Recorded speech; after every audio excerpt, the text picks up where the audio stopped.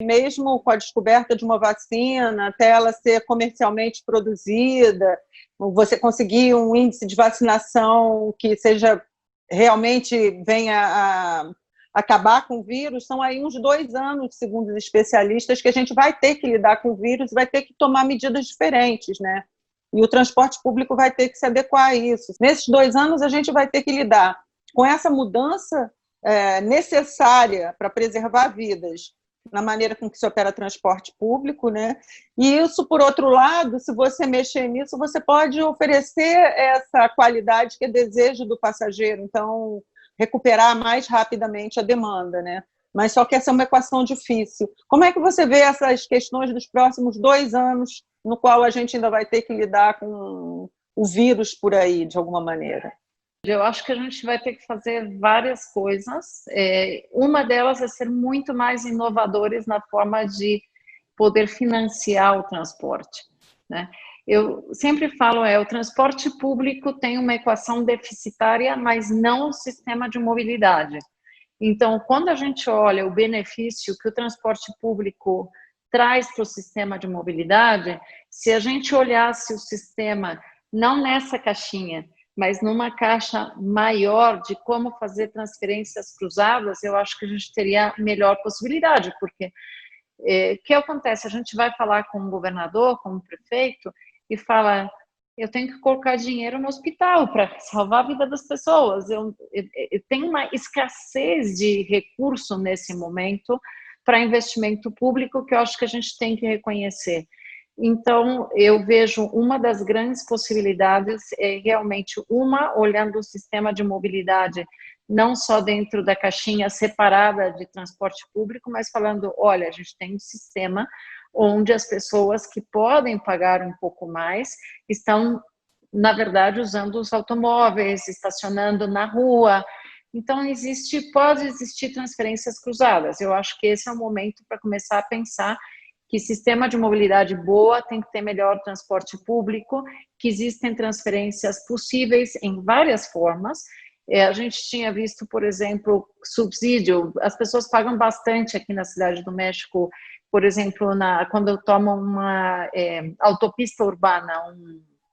desculpa, faz muito tempo já que eu estou aqui, faz 26 anos, de vez em quando meu português fica meio ruim, mas eles pagam bastante de pedágio dentro das vias urbanas, né, para automóvel, e falar, esse pedágio, que é caro, que deve valer, sei lá, pode valer $3, $4 cada passo, poderia colocar 50 centavos e ajudar o transporte público, aonde a gente poderia ter uma elasticidade menor no sistema dos automobilistas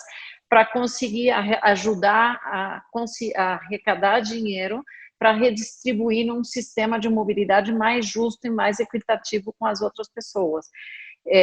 A outra coisa é a liga fundamental do transporte com a parte do desenvolvimento urbano, em que lugares vão ter empreendimentos imobiliários que podem criar mais atividade econômica e o valor adicional gerado, o que poderia contribuir para que o acesso a essas zonas fosse melhor. Então,